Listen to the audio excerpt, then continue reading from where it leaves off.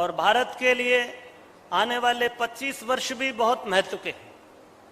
हमारे देश ने स्वाधीनता के 75 वर्ष पूरे कर लिए, जिसको हमने अमृत महोत्सव के रूप में मनाया और एक नई घोषणा की गई कि हम आने वाले 25 वर्षों तक इस अमृत महोत्सव का अमृत काल मनाएंगे। जैसे आपने चौघड़िया में देखा होगा, एक अमृत काल भी चौघड़िया में होता है जो सबसे पवित्र और जीवनदायी माना जाता है। ये भारतवर्ष का 100 वर्ष की स्वाधीनता का अंतिम 25 वर्ष का जो कालखंड है, ये हमारे देश के लिए बहुत महत्व का है। ऐसे संदर्भ में जब देश ने अपना अमृत महोत्सव मनाया हो और अमृत काल की कोई संरचना जुटाई जा रही हो, यौवन को स्मरण करना बहुत समीचीन है, बहुत आवश्यक है।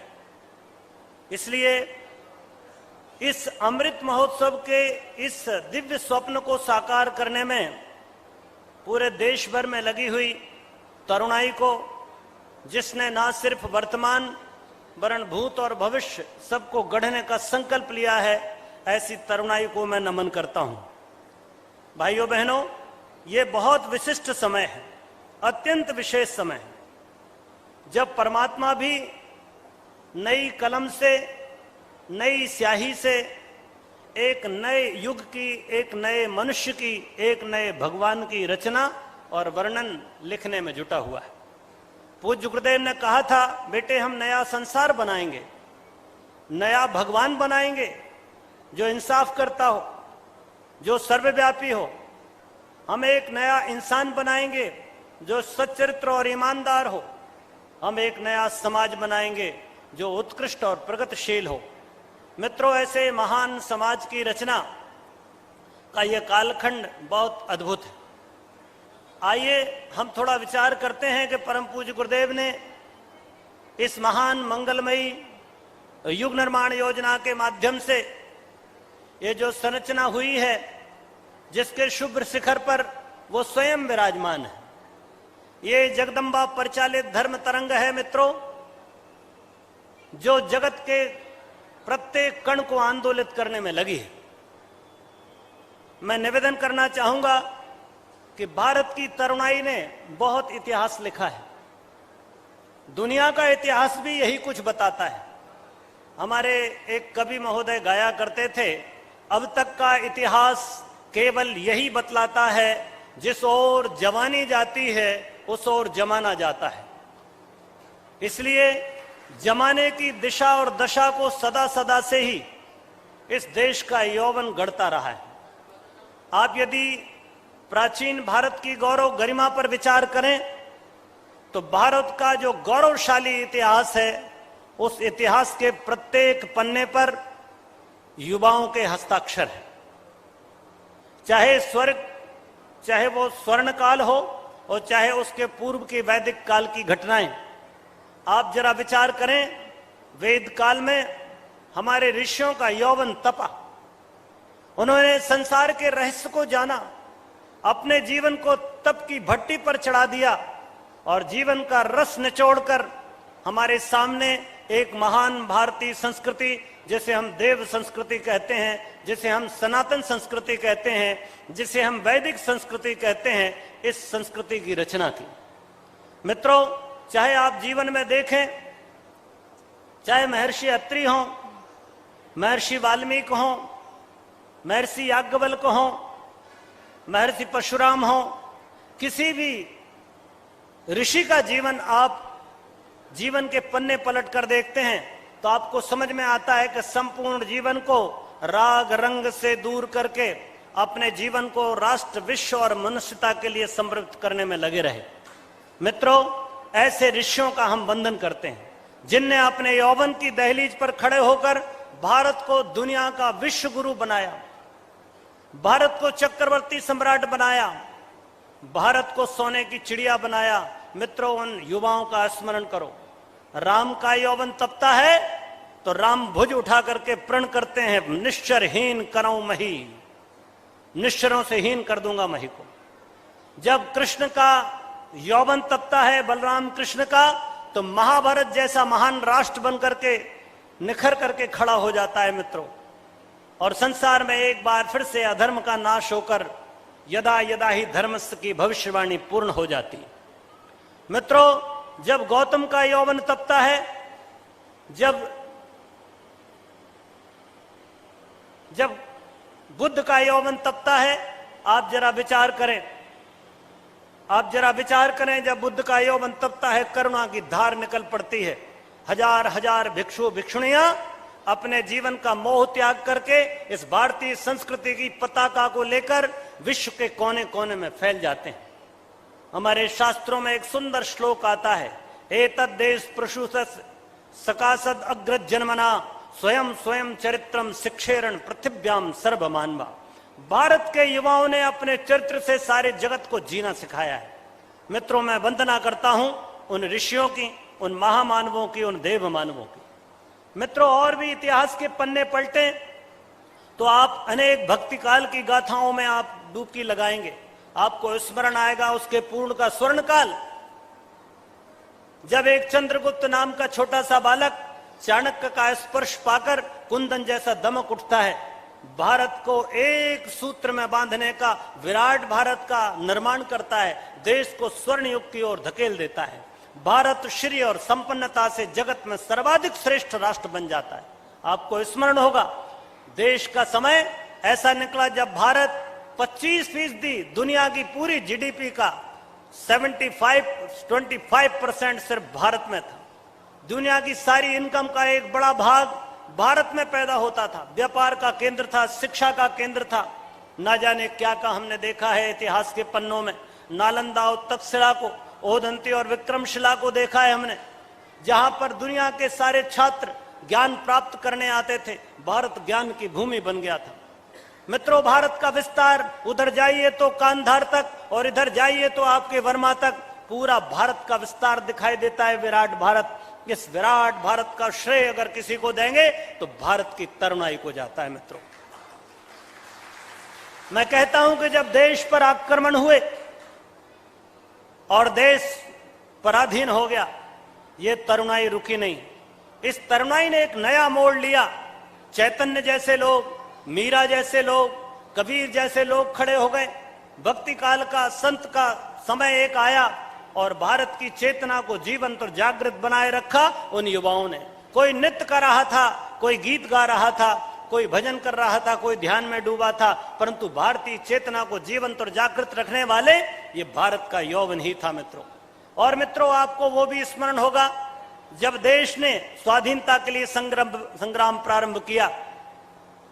आपको मैं क्या नाम स्मरण कराऊं, आप सबको जानते हैं। अपने भी देश के, अपने भी प्रदेश के लोगों को आप जानते हैं, जिनने भारत की इस स्वाधीनता के लिए अपने जान की बाजी लगा दी। बहुत छोटी उम्र में एक सामान्य सा नाविक जो अपनी नाव खेकर मछलियों को पकड़कर अपनी जीविका उपार्जन करता हो, ऐसा बाजी रावत, ऐसा क्रांतिकारी व्यक्ति एक संग्राम छेड़ देता है अंग्रेजों के विरुद्ध। मित्रों, मुझे स्मरण आता है जय राजगुरु जी का, जिन्होंने इस पावन भूमि पर स्वतंत्रता के लिए संग्राम किया और प्राणों की बलिवेदी पर चढ़ गए। मित्रों, मुझे स्मरण आता है शहीद आजम का, मात्र 23 वर्ष और कुछ महीने का जीवन, पर भारत को एक नई दिशा देकर चला गया। हर युवा के हृदय में प्राण फूंक कर गया स्वाधीनता का, और कह गया कि स्वाधीन हुए भारत के पुत्रों, बेटे बेटियों, इस पर तुम्हारे, इस माता का तुम्हारे रग रग पर ऋण है। बोलो वंदे मातरम और जुट पड़ो देश को स्वाधीन कराने में। मित्रों, चाहे राजगुरु हो, चाहे चंद्रशेखर आजाद हो, इन लोगों का जीवन आज भी हमारे लिए प्रेरणा का स्रोत बना हुआ है। ये भारत की तरुणाई को नमन है। मित्रों, स्वाधीनता के संग्राम में लगे हुए इन दिव्य सेनानियों को नमस्कार है। मित्रों, जिन्होंने भारत को स्वाधीन बनाया और आज हम स्वाधीनता की सांस ले रहे हैं। इस खुली हवा में सांस लेने का अधिकार पाया है हमने। मित्रों, ये भारत की तरुणाई है। दोस्तों, ये तो इतिहास की गाथा है। आप भारत को पढ़ेंगे तो आपको और भी बहुत कुछ दिखाई देगा। मैं कहता हूं, ये युवा देश का इतिहास ही नहीं लिख रहा था, यह युवा देश का वर्तमान भी बना रहा है। ये जो बच्चे मेरे बैठे हुए हैं, ये बेटे और बेटियां बैठे हैं, ये जवान लोग, ये तरुणाई, भारत की जवानी यहां भारत माता के रूप में दिखाई देती है। ये जवानी आज गढ़ रही है दुनिया को। आपसे मैं क्या कहूं, इस समय भारत फर्राटा भर रहा है। मित्रों, आप देश की स्थिति देख रहे हैं, जरा आप जीडीपी पर ध्यान दीजिए। आप एक समय था जब स्वाधीन हुए तो 10,400 करोड़ की हमारी जीडीपी हुआ करती थी। आज हमारा 2022 में हमारी जीडीपी 194 लाख करोड़ की हो गई। मित्रों, विकास की दर लगभग 8-9% छू रही है। भारत इस समय आर्थिक दृष्टि से फिर से सोने की चिड़िया बन रहा है। आपको जानकर हैरानी होगी, अभी हाल के सर्वेक्षणों में पता लगा कि भारत आज भी दुनिया की सोने की चिड़िया है। अमेरिका से 3 गुना सोना भारतवर्ष में है। मित्रों, भारत में मैं देखता हूं दक्षिण भारत में कि हर स्त्री के पास स्वर्ण का धन रखा हुआ है, हर मंदिर में स्वर्ण चढ़ा हुआ है। आज भी देश सोने की चिड़िया है। मित्रों, गर्व करने की आवश्यकता है। गौरव करो अपनी मातृभूमि पर कि हे मातृभूमि, तू स्वर्णमयी थी, तू हिरण्यमयी थी, तू फिर हिरण्यमयी बनेगी। हमारा रक्त चढ़ा करके भी हम तेरी वंदना करेंगे। मित्रों, समय बहुत महत्वपूर्ण है। 1000 वर्ष तक आक्रांताओं के द्वारा रौंदा हुआ ये भारत एक बार स्वर्ण युग में फिर से प्रवेश कर रहा है। एक विकास की राह पर फर्राटा भर रहा है। मित्रों, हम दबाए गए, कुचले गए, आक्रमण किए गए, हमारा धर्म बदला गया, हमें जाति पाति की परंपरा में बांटा गया। पर मित्रों, आज फिर से हम खड़े हो गए। आज फिर हमारी सैन्य शक्ति पर ध्यान दें तो 5,20,000 करोड़ का बजट है भारत का। आपको जानकर अच्छा लगेगा, 2185 युद्धक विमान भारत के पास है। 14 लाख की सेना है जवानों की। भारतवर्ष आज भी 4,500 टैंक और 3,000 से ज्यादा लड़ाकू विमानों के साथ में दुनिया में एक बड़ी शक्ति बनकर उभरा है। मित्रों, सैन्य शक्ति के रूप में भारत का पराक्रम दुनिया के कोने कोने तक दिखाई दे रहा है। मित्रों, अगर आप खेल जगत में जाएं तो एक जमाना था जब आप बच्चों को कहा करते थे, खेलोगे, कूदोगे, बनोगे खराब, और पढ़ोगे, लिखोगे, बनोगे नवाब। ये मात्रा बदल गई, ये वाणी बदल गई। अब भारत कहता है, अभी आपने देखा होगा राष्ट्रमंडल खेल हुए। मित्रों, हमने 61 मेडल प्राप्त किए। 4th पोजीशन आई भारतवर्ष की सारी दुनिया में। मित्रों, बड़ी बात है ये। आप खेल में आप क्रिकेट की बात करते हो, आप जरा ये क्रिकेट इस समय दुनिया का बड़ा चहेता खेल है। आपको पता है, सारी दुनिया के 16 राष्ट्रों की क्रिकेट टीम के जो कोच हैं वो भारतीय हैं। मित्रों, 16 देशों। आपको जानकर अच्छा लगेगा कि 13 राष्ट्रों की जो क्रिकेट की टीम है उसमें भारत के खिलाड़ी खेलते हैं। मित्रों, 13 राष्ट्रों में। आप कल्पना करिए, अब हम स्वर्ण पदक और रजत पदक और कांस्य पदकों की इस समय झड़ी लगा रहे हैं। अब कोई ये नहीं कह सकता कि भारत पिछड़ रहा है। मित्रों, एक समय था मित्रों जब देश स्वाधीन हुआ, शिक्षा की बड़ी दुर्दशा थी। मात्र हमारे देश में 18.3% शिक्षित लोग थे, 20% से भी कम। और आज 78% लोग शिक्षित, 78%। क्या गजब की बात हो रही है शिक्षा नीति में। आप देखें जरा, आज 23 IITs भारतवर्ष में कार्य कर रही हैं, 19 IIM है मित्रों जो देश के यौवन को शिक्षा दे रही हैं, और विश्वविद्यालयों की संख्या लगभग 1100 के आसपास विश्वविद्यालय भारतवर्ष में। भारतवर्ष एक बार फिर से जगत गुरु बनने की चेष्टा कर रहा है, प्रयास कर रहा है। मित्रों, हम खड़े हो गए, हमने फिर से कमान संभाली है कि हम एक बार फिर से जगत गुरु का गौरव प्राप्त करेंगे। आपको पता है, अभी जो शिक्षा नीति बनी, नई शिक्षा नीति बनाई गई, इस शिक्षा नीति में 100 विषय चुने गए। ऐसे 100 विषय, अभी तक हम केमिस्ट्री, फिजिक्स, बायोलॉजी, जूलॉजी और आपका एस्ट्रोलॉजी, एस्ट्रोनॉमी, इंजीनियरिंग, फलाना ये विषय पढ़ते थे। अभी 100 सब्जेक्ट ऐसे हैं जो सब्जेक्ट मूल्य आधारित शिक्षा पर 100 विषय सारी यूनिवर्सिटी चलाएंगी। 100 सब्जेक्ट हैं जो मनुष्य को मनुष्य बनाती हैं, इस चेतना को मूल्यवान बनाने का काम करेंगे। भारत के युवाओं के चिंतन और चरित्र को गढ़ने के लिए एक बार प्रयास पुनः प्रारंभ हो गया है। मित्रों, वो वक्त दूर नहीं जब भारत का युवा, जब भारत का विद्यार्थी दुनिया के कोने कोने तक फैलकर सारे जगत में भारतीय संस्कृति की दिग्विजय कराएगा। मित्रों, हम सदैव से ही, हमने कभी राष्ट्र विजय की कल्पना नहीं की। हम जब भी निकले यदि हमारे भगवान शंकराचार्य निकले, यदि भगवान बुद्ध निकले, तो बुद्ध ने धर्म विजय की मित्रों। धम्मम शरणम गच्छामि, धर्म विजय। जब शंकराचार्य निकले तो उन्होंने धर्म विजय की बात की मित्रों, धर्म विजय, राष्ट्र विजय नहीं। इसलिए मित्रों बड़ी बात है ये। स्वास्थ्य के क्षेत्र में देखो तो आज आप बड़ा गजब का, हर आदमी आज आयुष्मान भारत का लाभ ले रहा है। भारत ऐसा राष्ट्र बना, एक समय था जब 2 करोड़ लोग प्लेग में मर गए थे, और आज भारत ऐसा है 2 करोड़ से ज्यादा लोगों को कोविड का टीका लगा रहा है। दुनिया में नंबर 1 अपनी कोविड वैक्सीन, अपनी कोविशील्ड वैक्सीन सारी दुनिया में मान्यता प्राप्त करती चली गई। हम ही नहीं, आड़े समय में हमने दुनिया के राष्ट्रों के स्वास्थ्य को भी, लोगों की जिंदगी बचाई। अभी आप हाल में देख रहे हैं दुनिया में युद्ध चल रहा है। इस युद्ध के दौरान जब दुनिया भूखी मर रही थी, लोग भूखे मर रहे थे, एक समय वो था मित्रों जब भारतवर्ष में मोटा अनाज खाने को मजबूत थे हम। लाल अमेरिका का मक्का और अमेरिका का गेहूं खा करके हमने अपना जीवन बचाया था। आज भारतवर्ष दुनिया को गेहूं निर्यात कर रहा है। आज भारतवर्ष दुनिया को दालें निर्यात कर रहा है। हमारा पड़ोसी देश भारत की तरफ टकटकी लगाए बैठा है कि सब्जी आ जाए। 30 किलो 20 किलो रुपए टमाटर वहां 300 रुपए किलो में बिक रहा है। मित्रों भारत की गणना अब बहुत विकसित राष्ट्रों के भीतर हो रही है। इसलिए आज भारत लगभग 23 एम्स के रूप में एक स्वास्थ्य का बड़ा संचार कर रहा है। नए अस्पताल, नए मेडिकल कॉलेज, विश्वविद्यालय बनते चले जा रहे हैं। नारी सशक्तिकरण की बात करें तो मैं बड़ा गर्व के साथ कहता हूं कि भारत ने इस बार नारी शक्ति को राष्ट्रपति का दर्जा दिया। पर यह राष्ट्रपति का दर्जा मिले इसके पहले भगवान गुरुवर की उस पुण्य भूमि शांति कुंज से नारी सशक्तिकरण वर्ष की घोषणा कर दी गई, और उसका पहला पुष्प हमारी सम्माननीय राष्ट्रपति महोदया मुर्मू जी बनी। भगवान के आशीर्वाद का केंद्र बनी। इसी भूमि से, इसी उड़ीसा से एक गौरव प्राप्त हुआ कि एक वनवासी क्षेत्र के अंचल से, वन्या के रूप में वनवासी अंचल से आई हुई बहन हमारी राष्ट्रपति के पद को सुशोभित कर रही। मित्रों गौरव की बात है ये, नारियां जागृत हो रही हैं। मित्रों भारत का आप और गौरव देखना चाहें तो मैं कहता हूं कि आज बड़ी बड़ी बात है। गरीबी की बात भारत ने बहुत झेली है।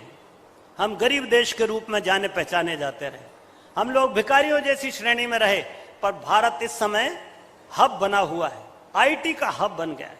भारत में startup India, make in India, बहुत सारी योजनाएं चला रहा है। देश में हमने निर्माण की एक नई धारा खड़ी कर दी है। अपने स्वयं मालिक बनिए, नौकरी देने वाले बनिए, नौकरी ढूंढते हुए भिखारियों जैसे मत घूमिए। एक नया कॉन्सेप्ट आया। अभी तक लोग कहते हम नौकरी देंगे, तो यह अंग्रेजों का कथन था मित्रों। इसलिए उनने शिक्षा का प्रबंध ऐसा किया था कि नौकर बने। भारत ने नई परंपरा शुरू कर दी है, मालिक बनाने की परंपरा है हमारी। इसलिए मित्रों गरीबी के क्षेत्र में भी काम हो रहा है। पर्यावरण के क्षेत्र में देखें एक नई जागृति दिखाई देती भारत में।